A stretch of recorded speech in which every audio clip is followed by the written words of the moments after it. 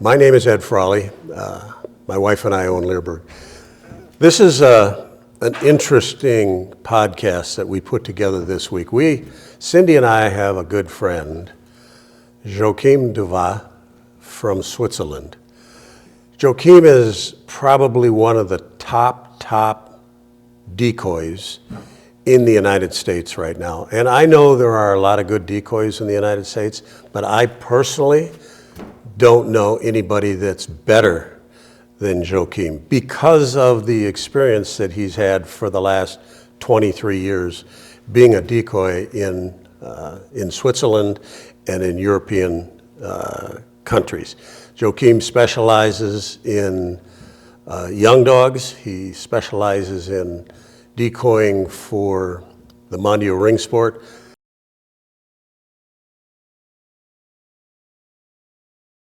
Let me go on here. So when you do seminars here in America, what type of seminar do you like to do? People call and they bring you, but what kind of seminars are they? Yeah, during the seminar, what I like is train the young dog, because I like the personality of the young dog. I like because you can see the evolution a little bit faster. Yep. But on every situation, what I like is train the handler on his dog. Depending of the age or whatever the program, you just find a solution on his problem if he have, or find him a continuity to train his dog.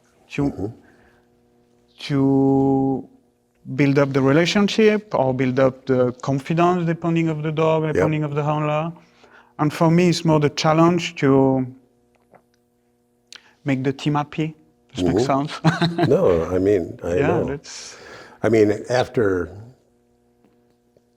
seeing you and having you here for the seminars that we had before COVID, and I can say for a fact that the way you work with the handlers is really, really respectful. I have a real problem with handlers that are very critical of new trainers that don't know what they're doing. You don't do that. I have to give you a lot of credit, which is well deserved, on how you handle the young dogs and how you bring them along. And some of them need more work than others, and you're excellent at that. And I know, I have videotape of all those seminars. I've never used it. And probably what I'll do is take some time and maybe edit out some of that work with the young dogs and show it a video on YouTube so people can see how good you are with those young dogs, because that's the foundation for it. If you can get the foundation down, then the skills can come later, as long as there's a good foundation for it. Correct. And it's just important, more important for the handler to do it. And with the wrong instructor that doesn't have the patience, the handler's never going to learn, because they're put in defense. You know, they're insulted, or you just handle the people really well. You hold your own, maybe I'm jumping ahead a little bit here, but you hold your own 5-day seminars. Tell me a little bit about those for decoys. Yeah, for decoy. Why don't you say a little bit about that? How many do you like to get in a seminar? What type of things do you cover in that 5-day seminar? For this seminar, I want to do the bungee walk, but the possibility to use the bungee. For those that don't know, a bungee work is where it's a tie out, where the dog's fastened to a hard point, be it if it's inside, tied to a hook in the wall, outside, tied to a post, tied to a tree on a bungee. So I didn't mean to interrupt, but some people that are going to be watching this don't know what a bungee is. So go ahead, you do that now. And on this situation, just to teach the decoy to target the dog properly on both legs. what kind of bungee we can use, but sometimes depending on the dog and depending what we want to train, we use a long bungee, maybe 15 feet, or you use a short bungee and long leash, maybe 1 foot bungee and 15 feet, 20 feet long leash fixed. So the bungee is attached to the leash? Correct, yeah. Okay. And there's still a short tension with the bungee or a bigger one. Okay. And this is two different exercise for the dog. And it's two different exercise for the decoy. If the decoy want to teach the dog to be fast on the last moment or to be powerful for maybe 10, 15 feet before bite the decoy. And that's a different element to train. Where I want to do the last moment, like for French ring, because the dog need be quick, the last meters, the next 3 feet. The short bungee and long leash is perfect because the last moment the dog feel the tension and he need react fast. So and again, for people that don't know what the ring sport is, when you teach your dogs to bite into the legs, how do you want their head? When you say you teach them, what do you mean by you teach them how to bite into the legs? It's, for example, if you bite the left legs, the dog need to have the eyes on the other side, outside of the decoy. Because on this situation, if you move always with the neck, there's no angle. But for example, if the dog look inside between my legs and I twist my knee or my legs, it's painful for the dog and I can make can have accident. You want the dog to come in and you want the dog to bite like this. To bite. You want the dog with his eyes out here. Yeah. Because if I move like this, the dog stays straight, the vertebral is straight. But for the inverse, if you bite and he say like that. With the eyes on the inside. The eyes on the inside, and I do that, is a tension of his neck. Torque their neck. Yeah. And that's important. That's and the very dogs, important, So when the dogs are young, you can teach them always bite with the eyes to the outside. Yeah. And that's why you use the different deals. That's why you use the different bungees. So you do that in your decoy work. What else do you teach them in your 5-day seminar? The different option to, but long bungee, short bungee. We can put the bungee on the lateral.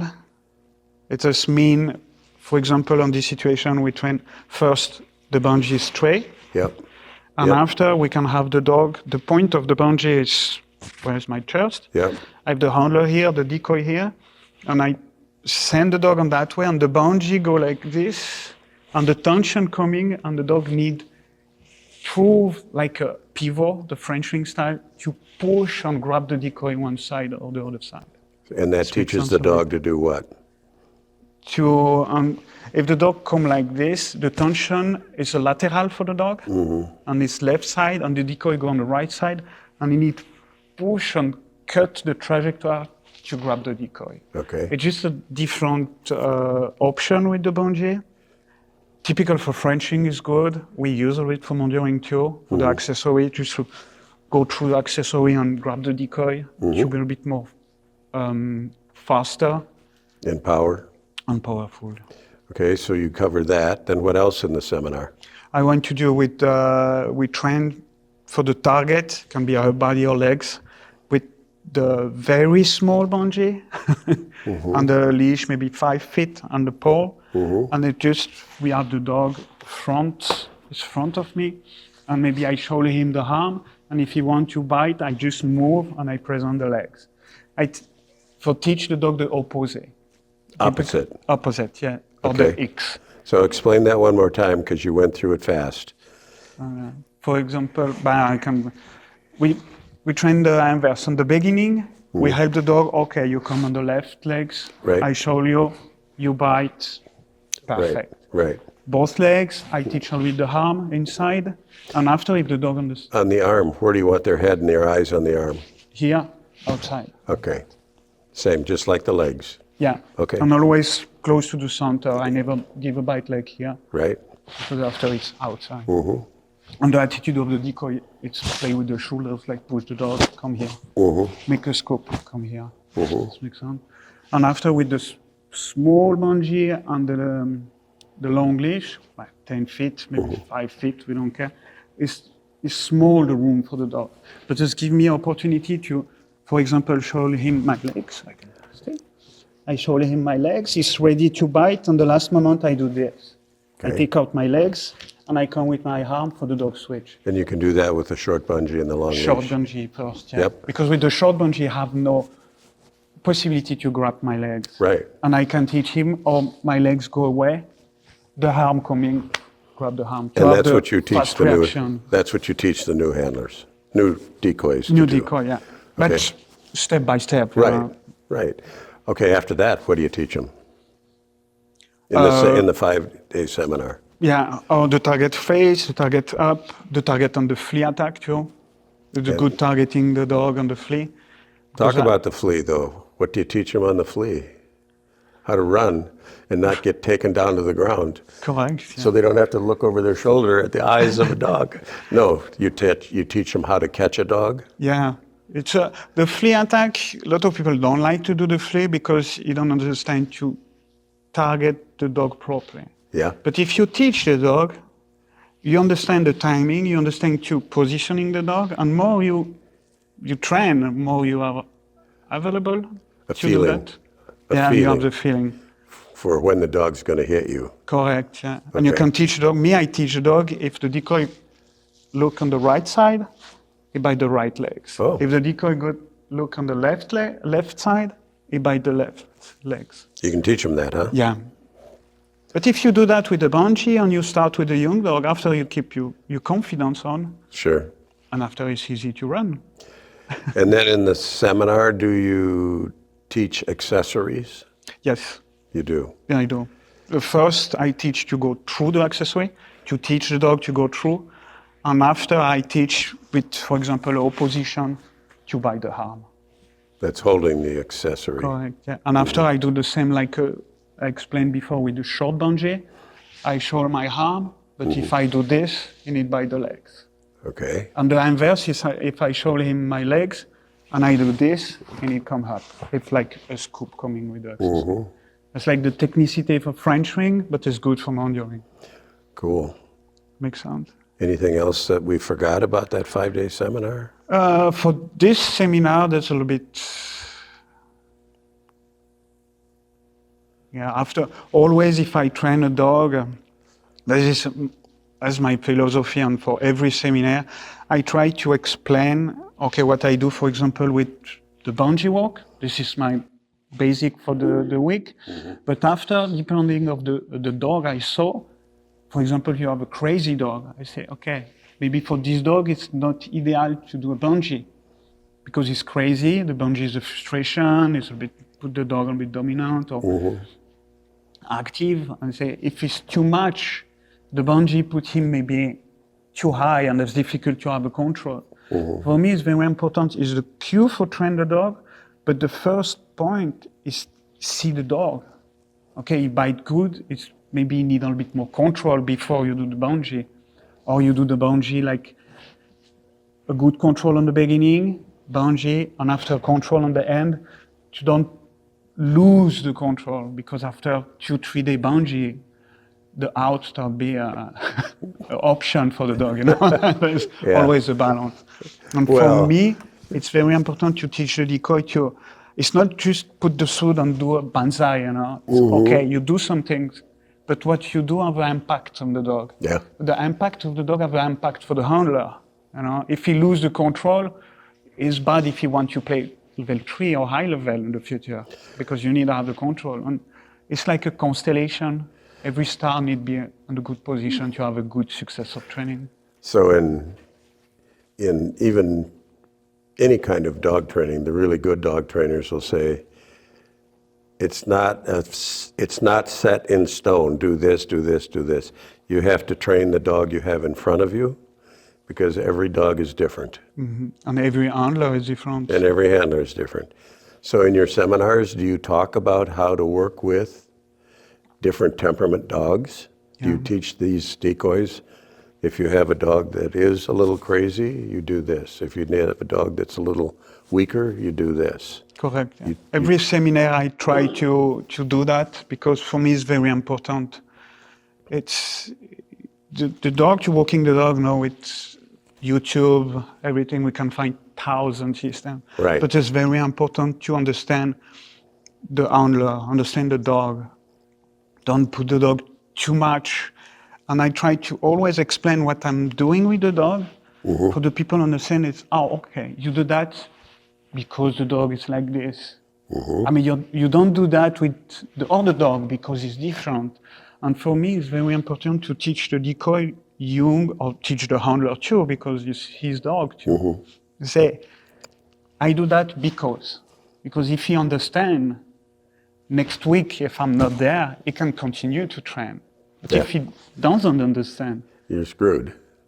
He's screwed. And for me, I like this because it's very important to understand, like decoy part and the handler part too. Yeah. And if you know what you do with your dog and what you need to do with your dog, you can change the decoy and say, I want to do this. This is why a lot of people that get involved in the dog sports, in the biting dog sports, and they get decoys out there that can learn the technique and they can go and do trial work, but they can't be training decoys. That's different. It's 100% different. And a lot of people that just get started in dog work don't understand that. You can learn how, not you, but people can learn how to be a decoy in a Schutzhund trial or in a trial in a few years. But it takes a long, long time to learn to be a training decoy. Oh, yeah. You need to understand temperament in dogs, and for me, having sponsored many, many seminars, the thing that drives me crazy in a seminar is that we will have somebody like you there that is really an expert, and maybe the handler's listening to you, but these other people are over there sitting texting on their phone and shooting the bull with their buddy, and they're missing a golden opportunity to learn something. It drives me crazy to see that. I just need to chew on my tongue and keep my mouth shut to see it happen. And I guess the only reason I know that is because for 50 years, when I'm going and filming dog training, I have to be there filming. I have to listen to what's going on and pay attention. So I know what these people are missing, and they're missing a golden moment when they don't pay attention. So that if you ever have an opportunity to go to one of Joachim's seminars, pay attention. Don't be standing on the side shooting the bull with your buddy, because you're going to miss something that you should listen to. Back to your 5-day seminar, you're going to start to work on putting that into a course for yourself that you can sell. Hopefully. Hopefully. Yeah, we're going to help you do it. You know, we don't know whether Leerburg's going to sell it. It really comes down to whether you want to, but we're going to help you sell it, because it needs to get out there. This kind of information needs to get out there, because there's a lot of, like you said, that somebody can go on YouTube, and there's so much crap on YouTube. It's just garbage. A vast majority of it is garbage. And we'll put some of this stuff in short little clips just to demonstrate, you know, how to catch a dog. There's only so much, but it takes 5 days to go through it. So we're gonna hope that you can put this together. And the truth is, I think if somebody really wants to be a good decoy, if you can put this course together and make it available to a young decoy or an old decoy ahead of the time they come to your seminar, think how much more they could learn. If they could take your videotape that you're going to put together and get it a few months before they're going to come to your 5-day seminar, think how much further ahead they're going to be. Oh yeah, that's... And plus, you're 43 years old. How much longer are you going to be able to go out there and catch these dogs?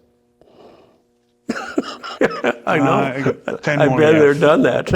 You know, two knee replacements. One screws through my ankle. Just had 2 years ago, and a shoulder. My right shoulder's just perfect. My left shoulder, which is where I caught dogs on sleep, totally gone. Shoulder replacement. I'm a bionic man. Yeah. It's a funny thing when I go through the airport. I have to to get scanned.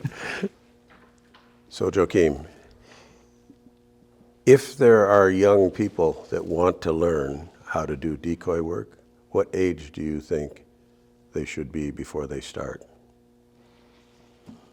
Not too young, 18, 20. If I see, if I take my profile, I start 21 years old.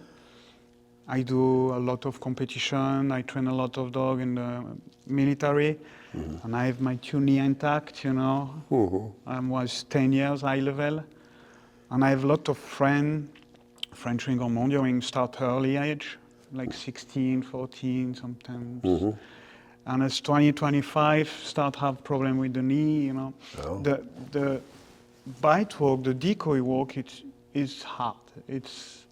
It's a hard job. You have always the shock, you know. It's a small shock, but still a shock. And after a year, after repetition, your joint, your tendon, your knees start to be a little bit loose.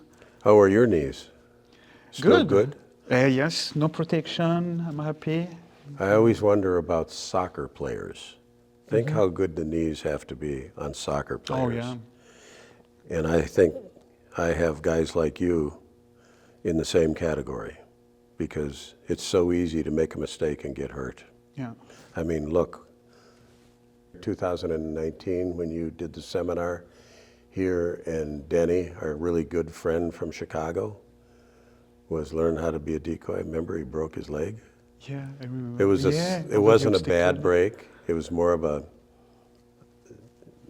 he went and had it all taken care of when he went back to Chicago, but it was not a break. It was like a split. A split, yeah.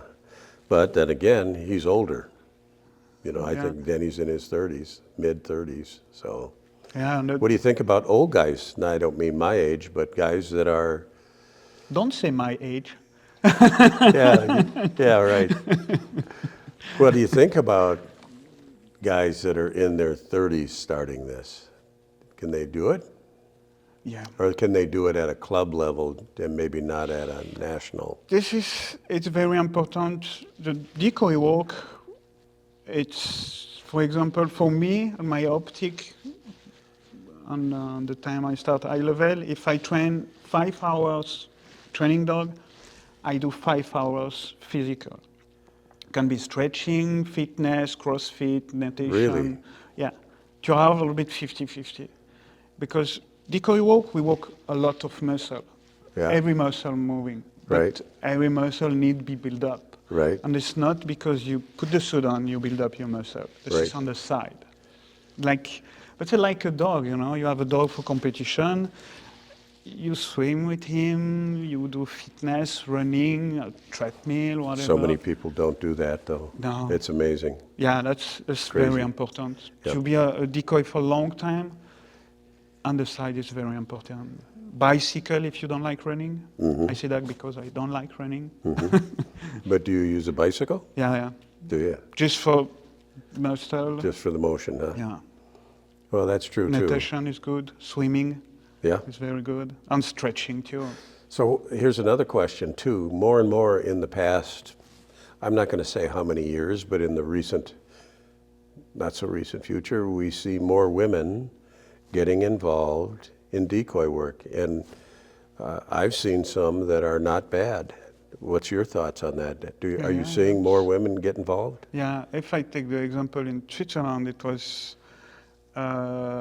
we have 2014, Michelle Biedermann. It was a Swiss girl, and she was selected to the level 1 and 2, the World Championship. No kidding.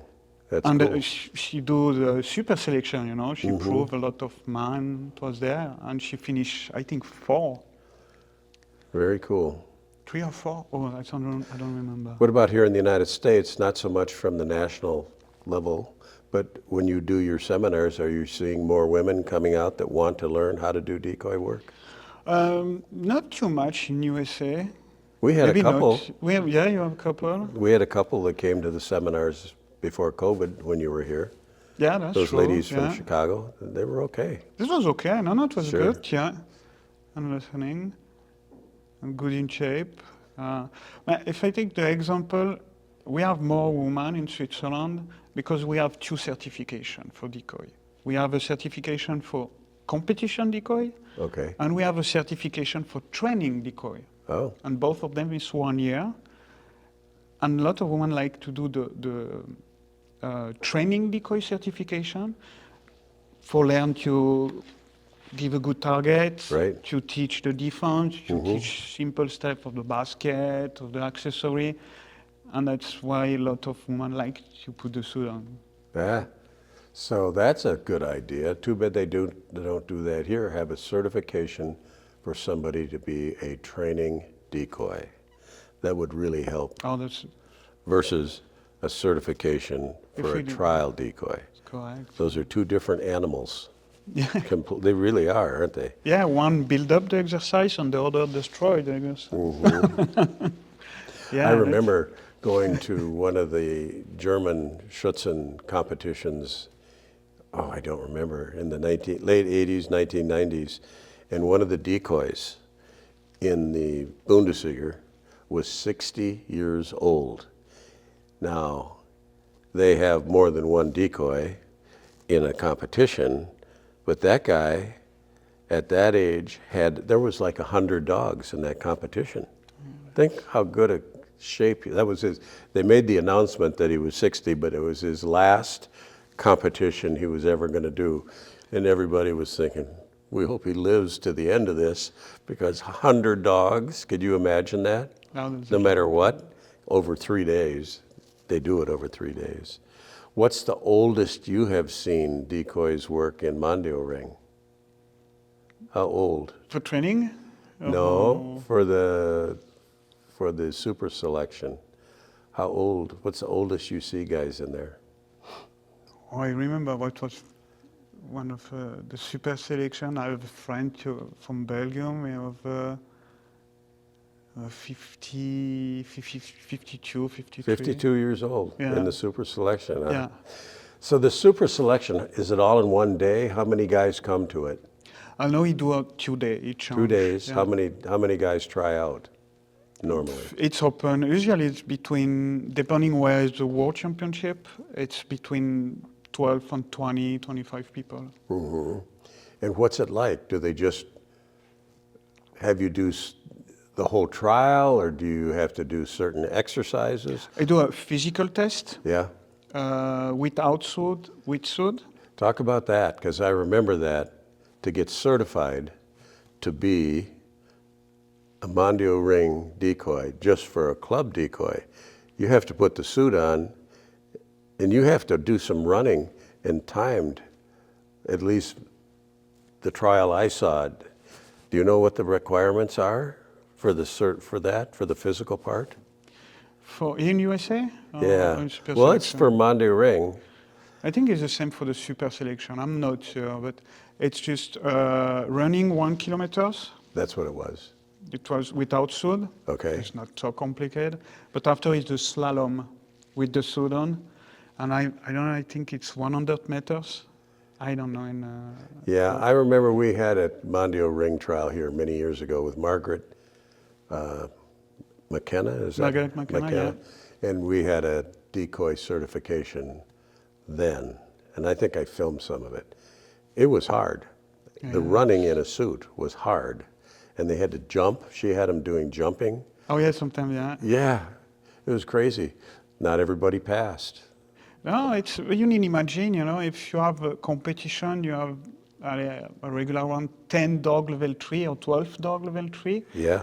You need to be consistent for the first dog to the last dog. Yeah. This is a lot of people, or a lot of decoy don't understand. You want to be, it's Hollywood, the first 3 dog, Right. and after you start to be tired, and the Yep. last one is just no decoy because Sure. it's just dying. What do you see is the difference in your mind between a club trial and a world championship from a decoy standpoint? For me, for the club trial, it's to be correct. Is a club, we need to have, I don't want to say easy competition, but regular, normal, for sponsoring people coming, enjoy, And after the people want to go high level, they go to the selective, depending where the country is, and they go want to touch the high level. But always it's the people play level 1, 2, sponsored the level 3 for go to the World Championship, you know. And that's why for me it's good to make a difference between a regular competition, club competition, selective for World Championship. Okay. So the selection for the World Championship is kind of like, to put it into English, is more like a regional championship. It's not the nationals, it's a regional championship. So you've got your club trials where people just come and just play with their dog. Just, they want to do it correct, everything has to be correct, they don't have to be super, super great. And then they go to the regionals, and then they have to be better because the competition is there. There's more people with better dogs there. And then they go from there to the World Championships. And it's just crazy. And for people that are watching this that have never watched a Mondioring championship, go on YouTube, and there are a lot of videos on YouTube of national championships. They'll see how crazy it can be. Oh yeah. It's really crazy. It's typical the Mondioring. It's difficult with the rules. You know, it's always a different retrieve. You can be set and throw the retrieve. Yeah. You have a defense with 2 decoy. You don't know the scenario. You know, it's the judge make the scenario. We forgot to talk about your 5-day seminar. Do you, in that seminar, teach the guys how to deal with the basket, guard the basket?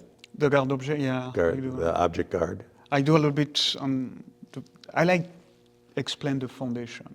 For it? It's, for me, it's very important. If the people understand to do a basic, on my idea, but the basic foundation for the basket, or for the defense sometimes, without decoy, I start a little bit, build up some exercise to do that. Because for me, it's very important to have a foundation, a strong foundation. On the handler defense? Defense of handler, basket, yeah, will be the accessory depending on the dog. But if you have a strong foundation, you can go and make your program better. If you have a problem on the top, it's 2 years old dog, and you come back on your foundation. If you have a strong foundation, you can always come back and teach your dog to build up. But if you have no foundation, and you have a problem, and you're just lucky. And you're just lucky, and you have a problem and you have no foundation, it's difficult to build up the dog again because the foundation was too fast or not very clear. And that's why if I have a seminar, I like to explain. I give my idea. I don't spend too much time to explain the whole process. I explain the basic clearly for the dog. And after, if you have a seminar with if the handler have a seminar with the different people, different decoy, if you have a foundation, it's easy for after to progress. Yeah. But if you don't have foundation, it's difficult. And even that's true for even the decoy. So the decoy has to have the foundation so he knows the basics of what he has to do. And then he can always, once they have that down, then they can always go crazy and think of all different things to get in the dog's head to get the basket away from them or get them to bite before they're supposed to bite, or make them not bite, do so good that they don't even bite on the defense of the handler. Correct, yeah. Crazy stuff in the Mondioring. It's a dog sport like no other dog sport. I don't think there's anything like it, you know? You keep your mind open, you know? Yeah, keep your mind open, yeah. The Nationals this year, a friend of mine was in the Nationals with his dog and on the little woods. And for those that don't know what little woods are, they're little hunks of wood like this, and you handle one of them, and then what are there, 5 other ones or something? How many more? 4 other ones. So the judge goes and puts the 4 other ones out there, and you can walk out and put your stinky one with the 4 ones, and your dog's got to go down there and get yours and bring it back. Well, the little woods were in a driving rain in California this year, and it was Michael Ellis in the Nationals with his dog, and his little wood was floating in a mud puddle. It was floating. Who would think of that in training? How would you ever think of, oh, I'm going to do my little woods with the dogs with all the little woods floating in a mud puddle. But the judge can do that. You have to be prepared for it. Yeah, I mean, always. And then 10 years ago or something, I saw a defensive handler, and it was I think it was in Belgium, where the dog handler was sitting on a stack of foam like they use for pole vaulting. And he was sitting on the edge, and there was a bucket, like a machine that would lower guys or raise them up in a bucket, Yeah, I saw the video. like a lineman fixing telephone lines, and the decoy was up in that bucket, and they lowered him down over the top of the dog handler, and the guy had to jump out. Geez, how do you train for that? How do you even think that up? These judges must be a little crazy at night. They must have wild dreams. Oh, okay, I'm going to do that tomorrow. And you have access of the truck. Yeah, I'm going to see how many dogs in the Nationals I can screw with. So I have a good question. How many competitions have you been a decoy in Mondioring or IPO? I have 80 competition in Mondioring, 6 World Championship in Mondioring, and 3 competition in Egypt. 3 in IGP? Yeah. Shall I ask the question of what you think of IGP? I love the training of EGP, the switch between migration and the play drive. And I'll preface that, or follow it with the difference between Mondioring is you never know what's coming next in a competition. In Schutzhund, it's a German sport, and everything is exactly the same. It's a routine. 5 steps this way, 10 steps that way, and it's how I started. That's why I was doing too much. I was in maybe 5 Schutzhund competitions in the early 1980s, and it was fascinating in the time, but there was no Mondioring then. And young people today, if they get the bug and they see what Mondioring is, and they're challenged to work with their dog at a high level, my personal feeling is Mondioring is the way to go.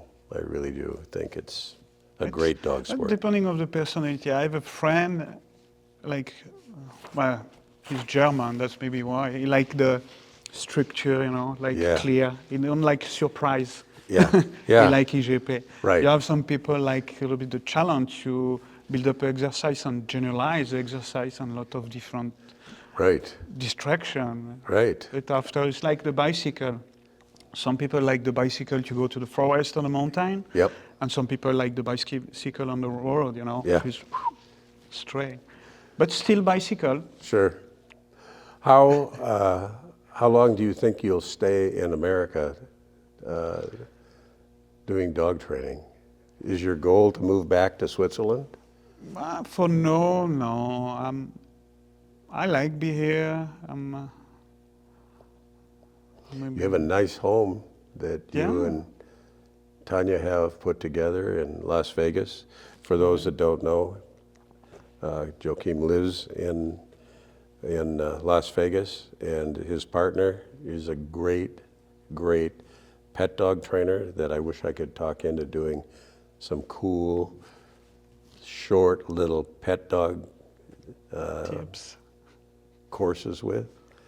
And she's raising a Mondioring dog too. Correct. Right now, Belgian Malinois, and you are too.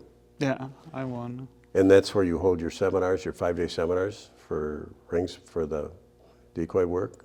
Is that your place in Las Vegas? And you go other places too, don't you? I go to those places. My future one is in Pittsburgh. In Pittsburgh? Yeah, and it was this year, February, March. I've won in Las Vegas. The weather, it was perfect. Yeah. You can't do much dog training in the summertime, can you there? In Las Vegas with the heat? No. July, August is just crazy. But the rest of the year, you know. But do you like living in Vegas? Oh yeah, I like. You do? I like the hot weather. Your mother's still living in Switzerland, right? Correct, yeah. And has she come to visit you? Yeah, last year she was in summer, and she come with my son the next summer. And What did she think of Las Vegas? She liked. It was a little bit hot, but Yeah. she's okay. So your mom is a nurse, right? Correct, yeah. She's not in the dogs. No. Not in the She dog. have all my retired dogs for the military. Ah, that's where your dogs go? Your old military Yeah, dogs yeah. go home with yeah. mama? Oh, yeah. And it's close to the paradise, you know? Yeah, for the yeah. dogs, Oh, huh? good life. Very good life. That's really cool. That's really cool. Well, I think I've answered all the questions that I have in my long list here. And I think in closing this out, if anyone is interested in contacting Joachim for seminars, we'll put his contact information at the end of this video. So anyway, I want to appreciate you coming here because I think I think people are going to find it interesting that dog people in the dog sports in the United States have access to somebody that has your level of expertise. And you know, I'm going to be 76 in November, and in how many million years have I been fooling around? It's the only thing I've ever done in dogs. I haven't met very many people that have your level of expertise in doing decoy work. It's as soon as I saw you do work, I had heard about you before, and I never take anybody's word for anything until you came to Leerburg a few years ago. And Cindy and I just feel lucky to have met you. We feel that you and Tanya are just good friends. And anybody that's thinking about having a seminar should get in touch with him. So this is the last this is part 4 and the last part of the Joaquim Dovat podcast that I did here at Leerburg in June of 2023.